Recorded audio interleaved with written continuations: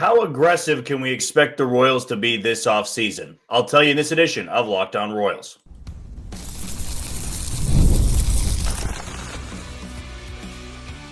You are Locked On Royals, your daily Kansas City Royals podcast. Part of the Locked On Podcast Network, your team every day. Tune into another edition of Locked On Royals in the Locked On Podcast Network. I'm your host, Jack Johnson, and you can find me on Twitter at JohnnyJ_15. And you can catch us on wherever you listen to your podcast. That can be Spotify, Apple Podcast, Amazon Music, Google Podcast, Odyssey, and YouTube. Just be sure to hit that follow button and subscribe. For you first-time listeners wondering what to expect from this channel, I bring you episodes Monday through Friday, 30-minute episodes in length. Friday, of course, we have our Mailbag Friday where you can be involved in the episode. Just leave your question below on one of these YouTube videos, or you can reach out to me on Twitter. Just be sure to remember to put Mailbag Friday before your question, so it's very easy for me to find it on my notification page.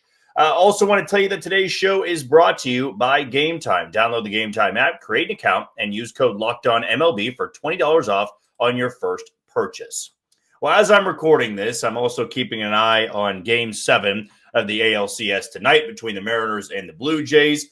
We are one step closer to getting a World Series matchup, and we're one step closer to the conclusion of the 2025 season. And even though it's been over for just about a month for the Royals, a little bit under a month, I should say, it feels like it's been an eternity since we've seen the Royals play baseball. So what gets our blood pumping is offseason talk now, right? We're talking about trade destinations. We're looking at possible free agents. And for a lot of you listening, that's what gets you through the offseason. Is, well, this guy could come here. We wait for those rumors and those stories out there that could link a player to the Royals. Maybe something we haven't had a chance to discuss yet has been maybe the overall mentality and approach for the Royals this offseason and what we truly expect them to do. Because it's one thing for me to do this podcast and say, well, this guy would make sense, this guy would make sense. And yes, I do believe that the players we have brought up, we have talked about, they are within the Royals' price range. They could absolutely afford every single one of those players that, we have talked about. Alex Bregman might be the outlier, and who really knows if the Royals are a sleeper team for Alex Bregman. It might be planting from his agent and Scott Boras, because the Tigers and AJ Hinch have their connection to Alex Bregman. And if you bring up another team in the division that might be interested, that could drive his price up a little bit. So do we really know if Alex Bregman's a legitimate option? I don't know just yet. But what I can say, and what I feel good about saying, is I do expect this to be a step up for the Royals this offseason. I feel that watching the Tigers do what the Tigers did, and watch even Cleveland storm back and do what they did, it's put the Royals in this position going into the offseason of, we could have been one of those teams if we stayed healthy, if our rotation stayed healthy and we didn't have a bottom five offense in baseball. We were right there. I mean, they were 82-80 with an inconsistent, well below average offense. In the second half, it got much better. But this leads me into the point for this first segment. The Royals are going to be aggressive in who they bring in. I don't see this being an offseason where they have targets and you got to wait and see how the market falls. Like last offseason, I don't see happening again. Last offseason was they jumped on the trade market. They got Jonathan India for Brady Singer. Joey Weimer, of course, came in that deal as well. But they jumped the trade market, and then they were relatively silent for a long time. And that was due to that outfield market that wasn't moving that much. Now, every once in a while, you would have some type of move that happened, but either it was too expensive, that player wasn't worth that money, or, that player waited long enough and they just decided to sign with a team that they felt more comfortable with. That happens with everybody in free agency. You might have someone, aka Randal Grichuk last year, where the Royals were interested, wanted Randal Grichuk before the season began, but he decided to take a deal with Arizona and stay closer to home. They ended up getting Randal Grichuk, of course, after the trade deadline or before the trade deadline. Still, you're going to have situations like that this offseason where guys are going to wait it out, then maybe take a hometown discount, go back to a team they were thriving with, and you're going to have other guys that hold out and get a big-time contract, or they don't even sign until spring training. But that should not impact the Royals. It should have last year, where going into that offseason, you're coming off the postseason, you feel there's less holes to fill, but I feel you need to go back to that mentality of there are holes in this roster, and there are guys we either A, need to replace, or B, we just need to go out there and get a legitimate player to fill one of those holes because we don't have anybody there. And that's what we saw in the offseason going into 2024. They went out there and jumped on the market with Seth Lugo. They jumped on the market with Michael Wacha. They went out there, and even though the deal didn't work out, they got Chris Stratton. They went out there and got John Schreiber. I mean, they were aggressive in going out and getting who they felt would best suit their roster. And I believe we're going to see that again going into this offseason, but maybe even taking it another step. What we have yet to see in this J.J. Picollo era is spending a good chunk of money on a hitter. We have seen it with pitching, and the pitching has worked out, whether it be a starter or a bullpen arm. They have hit on a lot of the pitchers that they've brought in. But now comes the next step of you got to go out there and get a bat. And if you want to hold on to the Blake Mitchells of the world, the Ben Kudernas, the Drew Beams, the Kendry Churios, all of those guys, if you want to hang on to them, then you're going to have to spend the money. And I believe John Sherman is going to be willing to fork over that money if J.J. Picollo comes to him and says, we got to have this guy. They thought that guy could have been Anthony Santander last offseason. They gave him a certain contract. The Blue Jays went much higher than that, and Santander signed that contract, but it hasn't worked out so far. The Blue Jays have had an extraordinary season without him, but still, you might have some regret with that contract a few years down the road. What I would say, though, in kind of arguing that point of, well, you dodged a bullet with Anthony Santander, I'm going to predict that the Royals do give the money to somebody this offseason, and you're just going to have to roll the dice and take the chances. We have very rarely seen the Royals do that, and oftentimes rarely do it with a hitter. We've seen it with a pitcher, and you give that guy the contract, and it might look pretty expensive, but you are a team that is built on pitching. On the offensive side of things, if you're going to spend a good chunk of money on a player, well, you are paying for the player that they were that past season. Maybe if they're a consistent bat, you're paying for their last, 5 seasons. You're looking at those numbers and you say, I believe he can do that 3 more times or 4 more times. And that's the type of aggression I expect to see. I see them going that extra mile. I see them being able to outbid a team for a player. And I don't know which player that could be. I'm not saying it's Kyle Tucker. I'm not even saying it's Alex Bregman. But there will be an offensive player that they go for, and maybe it comes out of nowhere. Maybe it's one of those Jeff Passan bombs where we don't even know there's smoke there, and the Royals sign that player. We're going to get a better estimate around the winter meetings and when this season finally comes to a close in the next couple of weeks. But don't be surprised if the Royals go out there and give a big contract to somebody. That's my bold prediction of the offseason. I really feel that way. And I'm also not going to write off a trade. I'm not going to write off a couple of smaller moves. But I see there being that big move where it's going to make headlines, where you are going to see the Royals go out there, maybe give someone a 4 to 5 year deal, and it's going to be an expensive contract. And that will be a contract that people refer back to for the next couple of years, whether it's a good one or it's a bad one.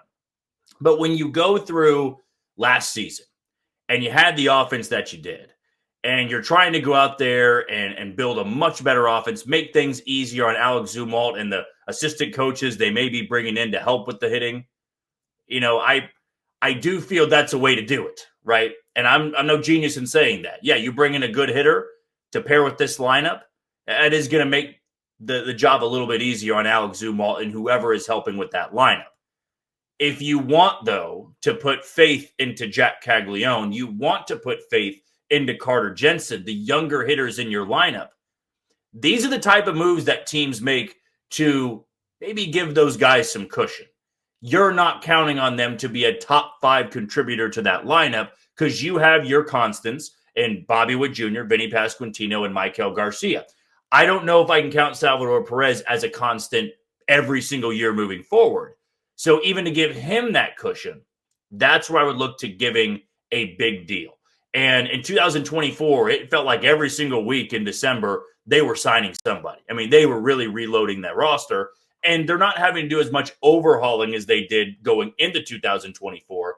But I see them making the big move or two, multiple, I'll just call it, maybe not all at the same level of a big move. It's probably one big move, and then you have a couple of smaller moves. But that's what I saw in 2023 going into 2024. When you miss on that middle of the order bat, the last two off seasons, you weren't able to get him at the deadline. This feels like that off season where you make sure you have it going into the regular season. Who do you want to see the Royals make a big move on, whether it be free agency or trade? Let us know in the YouTube comments below. We'll take our first break of the show. When we come back, an old friend is coming back over after a phenomenal season in Japan and going to try to get a deal in the big leagues. Would the Royals be interested? I'll give you my thoughts next on Locked On Royals. You are tuned into Locked On Royals and the Locked On Podcast Network. I'm your host, Jack Johnson, and you can find us on wherever you download your podcast. Want to tell you about the title sponsor in Gametime. There's nothing like catching a baseball game live. The energy, the crowd, the chance to see your team in person. But actually getting the tickets, that's the tough part. Queues, login screens, surprise fees, it takes all the fun out of it.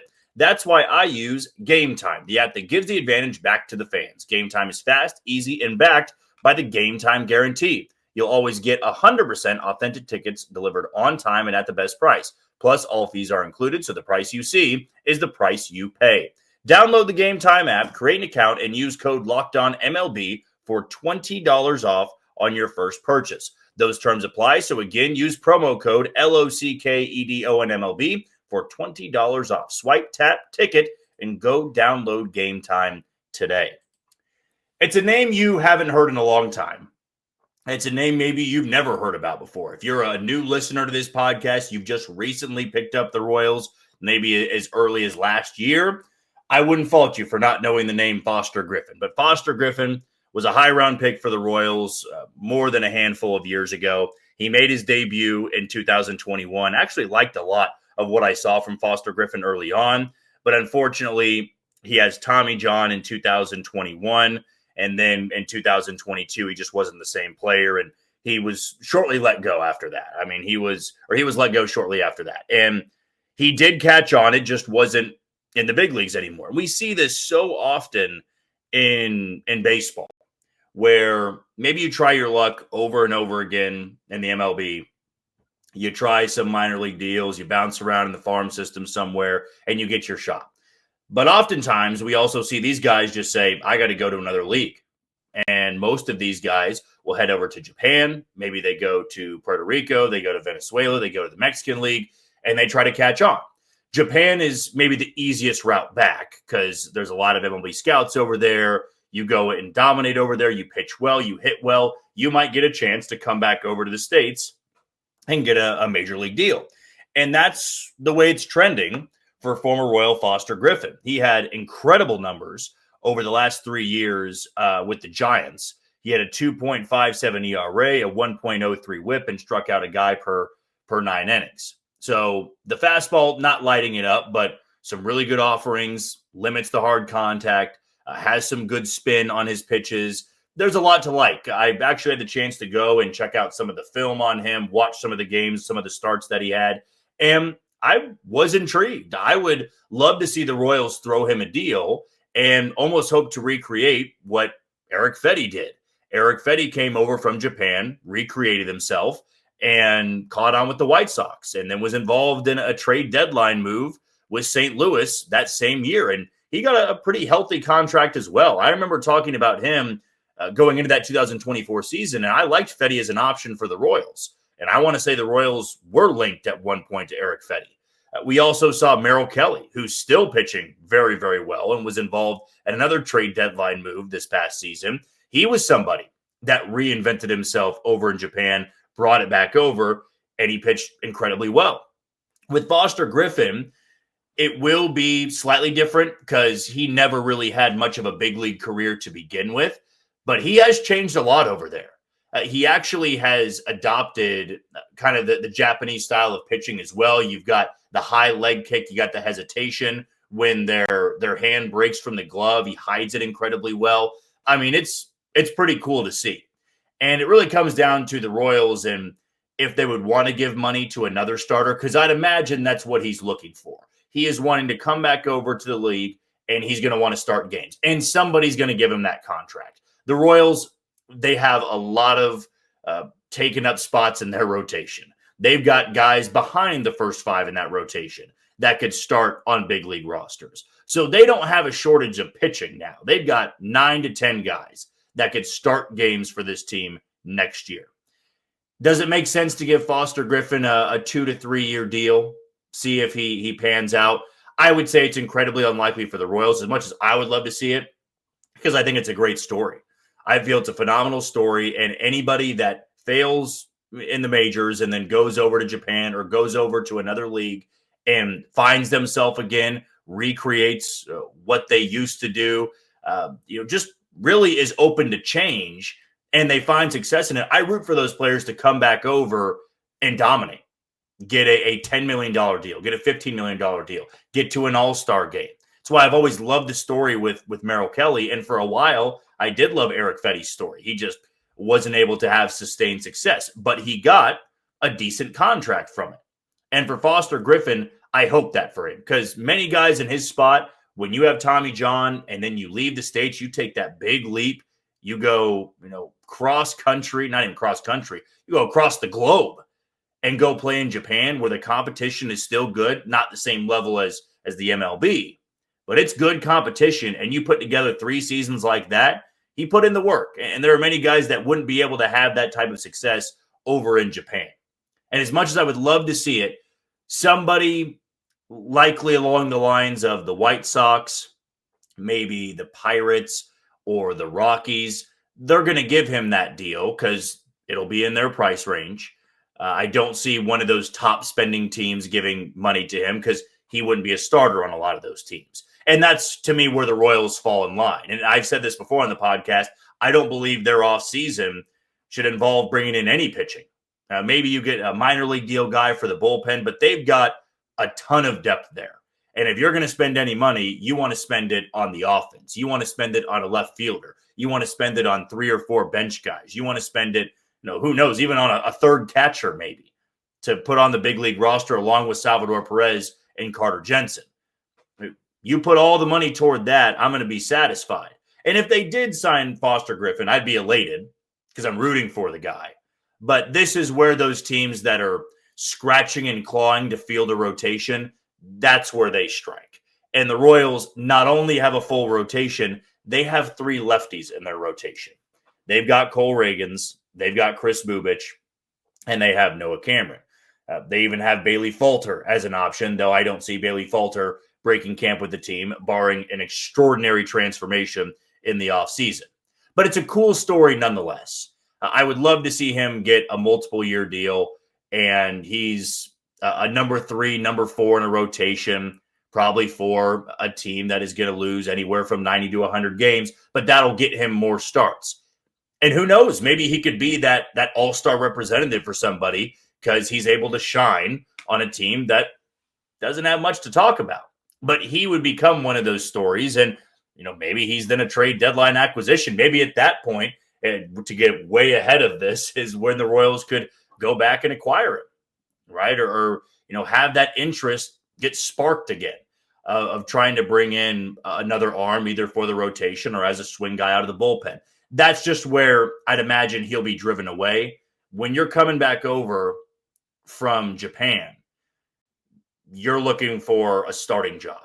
And he will take a major league contract if it's given to him. If you get a 1-year deal worth $7 to $8 million, I'm not sure you're going to turn that down to get back into the big leagues and pitch in front of 35,000, 40,000 people, though there are phenomenal crowds over in Japan. Just as a bucket list item of mine, just watch one game over there and it's electric. So he has pitched in some great environments, but I'm sure for him it's a little bit different getting to pitch in the big leagues again. So he'll take a contract if he's given one. I'd imagine, though, considering those numbers were so great for the Giants over in Japan, he is going to field some offers, maybe a 2-year deal, a 3-year deal to be a starter. And that probably rules out the Royals. If he didn't have any offers by January or February, maybe you do try to bring him in as your left-handed guy out of the bullpen. Because there will be teams scouting that and saying, hey, you're a good arm, you're a good lefty. That's also pitching over there, and it's pitching over here. And you don't have starter stuff, but we feel your stuff could play up out of the bullpen. The Royals also have a couple left-handers in the bullpen that might have their spot locked up. I don't want to speak too soon, but I'd imagine some of those guys that logged a lot of innings last year are going to be going into spring training having a firm grasp on one of those spots in the bullpen. If Foster Griffin, though, can have that reunion, I'm sure the Royals would love to do it. I'm sure he will be getting some good offers, though, from other teams after putting together 3 solid seasons over in Japan. Where do you see Foster Griffin landing, or do you see him landing in Kansas City with the Royals? Let us know in the YouTube comments below. We'll take our final break of the show. When we come back, what do the Royals have to do for this to be considered an A-plus offseason? I'll give you my thoughts next on Locked On Royals. You are tuned into Locked On Royals and the Locked On Podcast Network. I'm your host, Jack Johnson, and you can find me on Twitter at JohnnyJ_15. Our last sponsor we want to tell you about is FanDuel. The NFL season is here, and FanDuel has an offer you do not want to miss. Right now, new customers can bet just $5 and get $300 in bonus bets if you win. That's right. Pick a bet, put down $5, and if it hits, you can unlock $300 in bonus bets to use across the app. So what are you waiting for? Visit FanDuel.com to download the FanDuel app today and get started. For my pick, I am going to look to Thursday Night Football in Week 8. It'll be the Vikings and the Chargers. I am going to take the over on passing yards for Justin Herbert. I will take the over on receiving yards for Justin Jefferson, but I will take the under in the game, which is set at 45.5. Always want to take the under with those Thursday night games, unless it was last week, of course, where the Steelers and Bengals went over 60. In fact, I want to say it was 64 when it was all said and done. But this feels like a low-scoring game, and if you're a Chiefs fan, you're probably hoping that the Vikings and former Chief Carson Wentz can pull through. But those will be my 3 bets on the game, and I'm going to place them over on FanDuel. So this is going to be a question we get in February, right before the Royals show up to camp, when most of the large moves have already been settled. What grade would you give the Royals offseason? Last year, I want to say I settled in around a B or a B+, probably more so on the B+ side. I could be wrong on that. I'm fairly confident it was a high B, though, because they did get their leadoff hitter, but they failed to get their middle of the order back. And they ran it back with MJ Melendez and Hunter Renfroe, and in the end, it did not work out. It didn't even last longer than a month and a half. That's how quickly things ended for those 2 players. And that goes back to the offseason where you weren't able to land a guy, and then you had to get rid of 2 players who were hitting in the middle of your order. MJ Melendez wasn't playing every day. Neither was Hunter Renfroe, but they were still 2 guys getting too many at-bats and putting together poor numbers. That's another reason why I feel the Royals are going to be aggressive this offseason, is they failed to get that big bat last offseason, and it burned them. It burned them pretty severely in the first month or 2 of the season, as the offense couldn't score more than 2.5 runs a game. I mean, it was incredibly ugly. I don't need to go back into that at all. So for this offseason to be considered a success, what would that be? And maybe not even a success. I mean, as you can see on the side of my screen, an A+ offseason. To me, if you are to roll into pitchers and catchers reporting, and you feel elated about this roster, you feel that this roster can not only win the Central, they can go deep into October. That goes without saying. You would feel that's an A+ offseason. But it's a part of my topic here. If the Royals are seen as a 90-win team by everybody, that's an A+ offseason. They won 82 games last year. They won 86 the year before. If they do enough in this offseason, for many people, maybe it's just the Vegas sports books out there saying, yeah, their win total is 89.5. They've done enough in the offseason to be given an A+. I would strongly feel that way, because there just hasn't been too many 90-win seasons in Kansas City, and a 90-win season is going to get you into the postseason. whether it be winning the Central or it be grabbing one of those wild card spots. Now, the goal needs to be to win this division. And the Royals know what Detroit has. The Royals know what Cleveland has. They know what Minnesota and Chicago are barreling toward doing, which will be 2 lackluster seasons. So you are eyeballing Cleveland, who's likely not going to spend much, and Detroit, who probably is going to spend a good bit because they know that they might be entering the final year of Tarek Skubal being in Detroit. It would be tough to see him pitch elsewhere if you're just a baseball fan, because sometimes you want guys like that to stay with a team forever. But as a Royals fan, you would be happy to see Tarek Skubal leave the rotation in Detroit, leave the division, and maybe even leave the American League. So with that knowledge, they are going to be aggressive, but also I could see them not being as aggressive because they might want to save the money to lock up Tarek Skubal to a long-term deal. But from the reports last week, it doesn't sound like they're very close. And there still is time to get those negotiations done. And I'm sure he wants to stay in Detroit, but he's going to be the most expensive pitcher we've ever seen.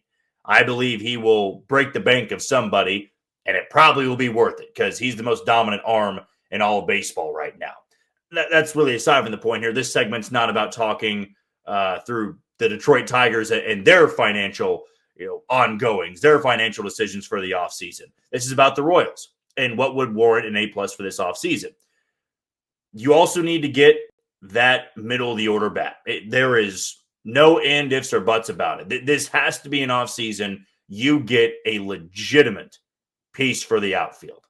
Because if you're going to say Kyle Isbell is your center fielder and Jack Caglione's your right fielder, I need to know you have an all-star caliber left fielder. And going into the year, I'm not worrying about his production. It's not a if this guy does this or if he's placed in this spot in the order, he can really thrive. No, if you're spending the money, that guy needs to come in and be a top contributor in that lineup. That has to be a must for this team in the offseason. I don't care if it's the trade route. I don't care if it's free agency. But that middle of the order bat has to be acquired. I don't want a platoon situation. I don't want a one-year deal for a bounce-back player. I don't want a has-been name. I want somebody that it was good last year and is going to be good this coming season. The Royals have to have more than 3 above-average bats in that lineup. And that's one way to get the ball spinning a little bit. I'm not saying it has to be the first move you make, but if you can lock up that middle of the order bat for a handful of years, that's when you've got me excited about this lineup. Because then you can start dreaming about, well, what if Carter Jensen does this? What if Cags does this? That's fine to do. But I need to have a solid top 4 in that lineup, maybe top 5. And the middle of the order bat is going to do that. I also need to see that bench get overhauled. Maybe I'm going to be too harsh, too strict here, but the Royals need to make sure their bench is all pretty much league average. If you're going to use the bench as much as Matt Quatraro does, you got to have some reliable options to pinch hit late in games, to be defensive replacements. The Royals didn't really have any of that at any point this past season. They had starters who didn't play every day. They had platoon guys, but I'm meaning bench guys. I'm meaning guys that might play 2 or 3 times a week, might play once a week, might play as often as Mike Yastrzemski did, a true platoon player, but you're going to see him out there quite a bit. Same thing goes for Adam Frazier. I wouldn't hate it if they gave Adam Frazier a deal to be their backup utility guy.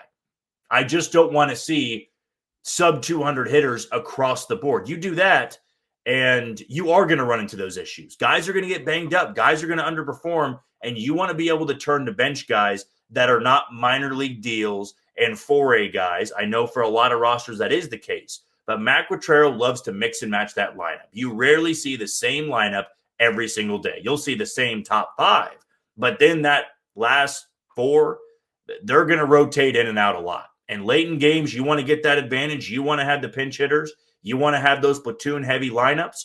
As we saw so many times from Matt Quatraro, focus has to go on the bench.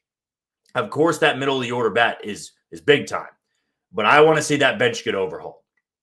I want to see multiple guys that can come in there and do damage. Now, it's wishful thinking, but as I said, this is what an A+ offseason would look like. And then to not get too greedy, because I feel that is getting pretty greedy with 4 to 5 moves you're making for the offense. If I was to make one move on the pitching side, Give me a tough left-handed reliever. Tim Hill's a free agent. Would love to see Tim Hill back. He was great for New York the last handful of years. Was fine in Kansas City as well, but give him a 1-year deal. If it can be under $6 million, I can deal with it. But I feel that can really raise the floor of your bullpen to have that reliable, tough left-handed arm and not just take your chances every single time with Angel Serpa or Daniel Lynch. What would an A-plus offseason look like for the Royals? Let us know in the YouTube comments below. That'll do it for another edition of Locked On Royals and the Locked On Podcast Network. I have been your host, Jack Johnson. Before we say goodbye, I want to tell you that your second listen tonight should be the all-night Locked On MLB Game Night. Every game, every night, until a World Series champion is crowned. So we're coming up on that as well. Get local analysis on a national scale and find MLB Game Night on Locked On MLB on YouTube or wherever you listen to your podcast. Tomorrow, we are going to talk about the winner from the ALCS, whether it be the Blue Jays or the Mariners, and maybe take a look at another free agent. We're talking about big bats. Maybe we should start going into which move would really move the needle for the Royals. But that'll be tomorrow. Until then, you take it easy, Kansas City.